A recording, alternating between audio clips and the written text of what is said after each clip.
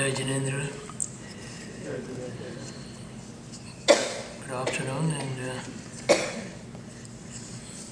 I want to thank Sonarban, Pradeep Bhai, and the organization here to invite me in this August body. These are all such a wonderful speakers. I'm glad that I'm almost last one to speak. That way I know what I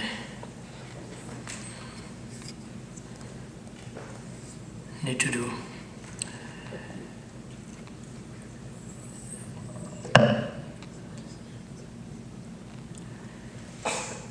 Actually, when I was approached first by Pradeep Bhai and then by Sonarban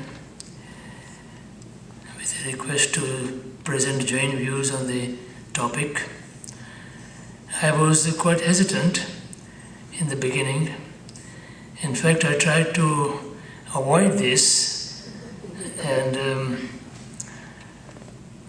see if I can have somebody else in my place.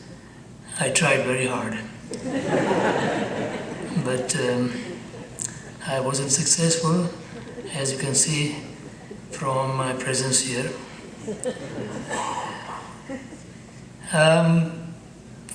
Fundamentally, I know for a Jain, this is the subject itself is pretty difficult and somewhat awkward.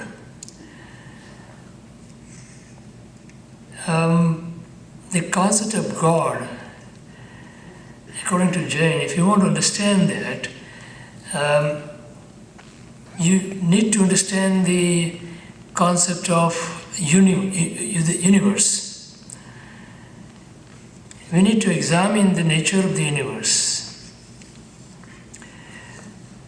The religious experience of one who follows the Jain tradition cannot be properly understood without first grasping the theory of existence developed by that tradition. The Jain term for existent is Sat. Literally, it means being. And this term designates an entity comprised of three aspects. One is substance, which we call dravya.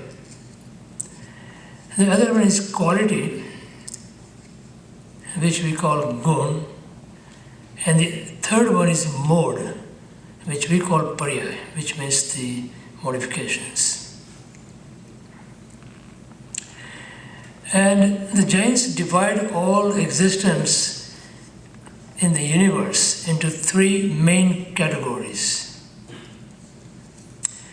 Those which are sentient, which you can identify as soul. The second category is those which are material or matter. And the third category is the one which is neither sentient nor material or nor matter. For our discussion today, we are going to ignore the third category as it is not significantly relevant for our talk here.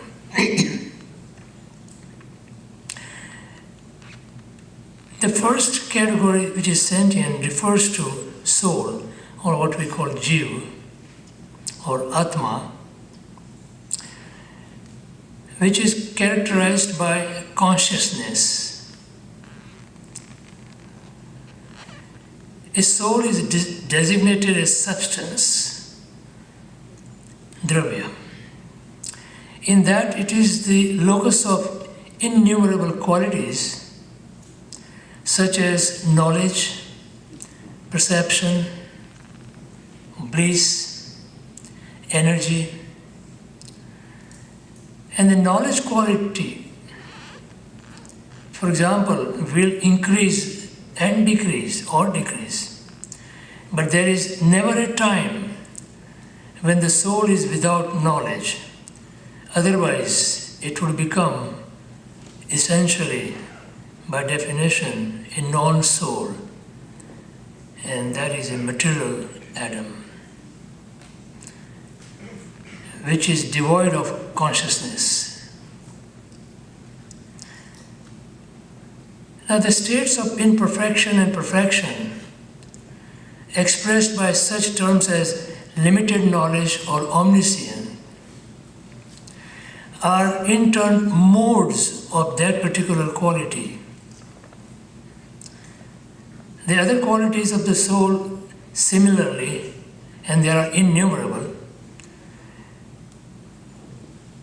similarly undergoes constant change. And these changes do not take place merely on the surface. Rather, their cumulative effect so transforms the soul that we can distinguish various states, bound and free, pure and impure, perfect and imperfect, and so on and so forth, and yet relate to one and the same soul. So the soul as dravya remain constant. The qualities of the soul remains constant, although it does go transformation. But the modes changes. And because the qualities are innumerable and their modes are infinite, stretching from the beginningless past to the endless future, it is not possible for an ordinary person to perceive the existence in its entirety. Only an omniscient is able to perceive that in its entirety. And the omniscient is the one who is a pure consciousness, whose soul has totally shared all karmic particles, the matter which has bound from time immemorial. Those karmic particles are matter which were defiled, which were defiling and obscuring the perfect, pure soul. And that perfect, pure consciousness with perfect knowledge, perfect perception, and total bliss is to a Jain God. And all souls have a potential to attain that state of pure consciousness. The second category is matter, called in Jain terminology Pudgal, which integrates and disintegrates constantly. And that which has form and consists of individual atoms, and the smallest unit, the atom is the smallest unit which cannot be further divided, and conglomerate of atoms, which is known as skandha in Jain language, which can be seen, heard, smelt, tasted, and touched. Those are the attributes of matter, and soul has none of them. The soul has no form, but during its worldly career, it is vested with a body which is made up of matter or material, and becomes subject to an inflow of karmic particles which are also made up of matter. And these are the subtle material particles that are drawn towards his soul because of its worldly activities. But there is an exception here. The exception is Arihant, the ever-perfect soul, and the Siddha, the liberated one, who have dispelled the passions which provide the glue for the karmic dust or karmic particles or karmic matter.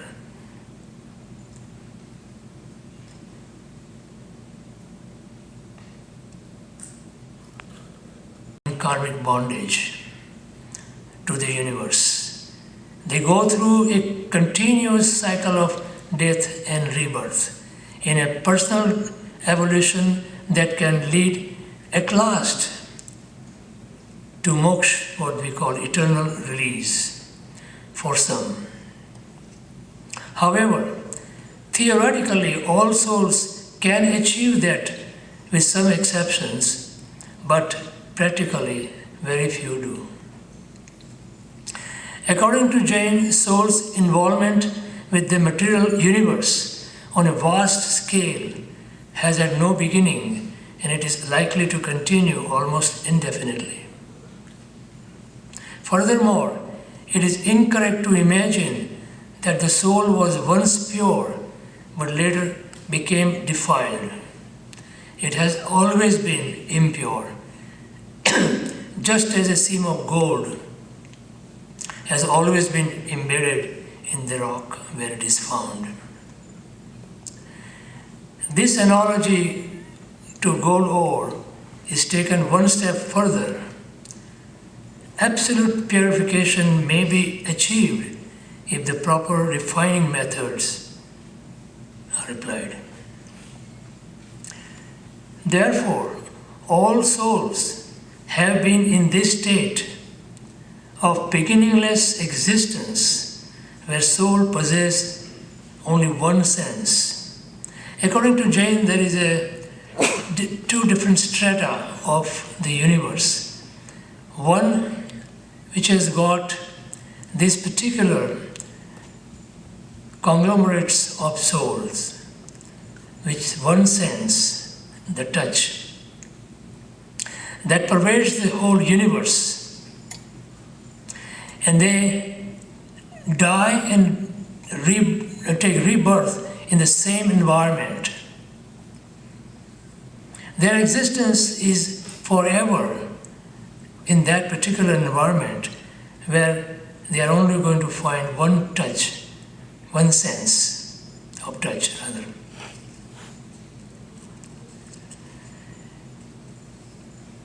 They are so tiny and indifferentiated that they lack even individual bodies. There are large clusters of them are born at the same time as colonies which die a fraction of a second later, same as colonies. These colonies are said to pervade every corner of the universe. In Jain terminology, that existence is known as Nigod. Now here these souls are destined to this existence until the other strata, which has got all senses, from one sense to the five senses of animals, plants, etc. Of those different strata, one soul achieved salvation. At that time, one soul from that particular substrata comes out of that existence.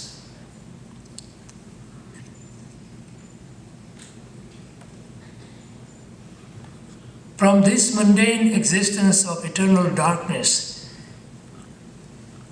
the progress is possible and available. From transmigration, liberation, and final salvation.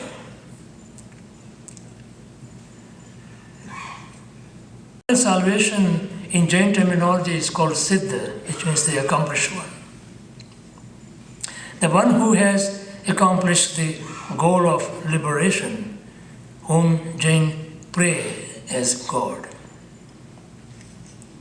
Every soul who got this chance of progress towards final liberation, which is moksha, which was not possible without coming out of that nigodh existence. Because that existence ever so, depending on that particular, this soul which was outside of that nigodh, attaining the final salvation.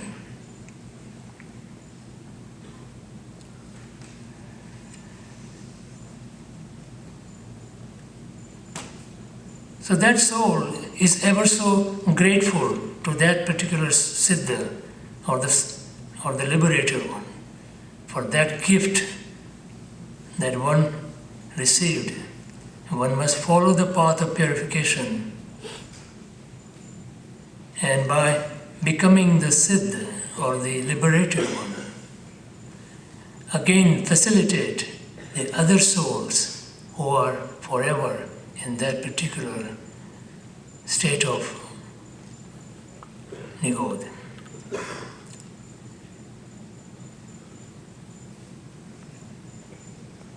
And the first salutation or obeisance is to the Arihant, the ever-perfect spiritual victor, who we call God, quote unquote,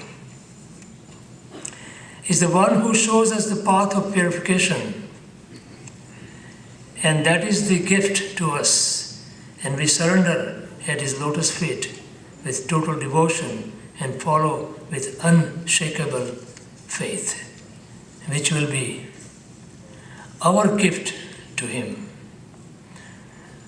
Arihant is the one to whom we offer our first salutation, was born as a human, and with intense and rigorous meditation, renouncing all worldly possessions, followed the path of purification.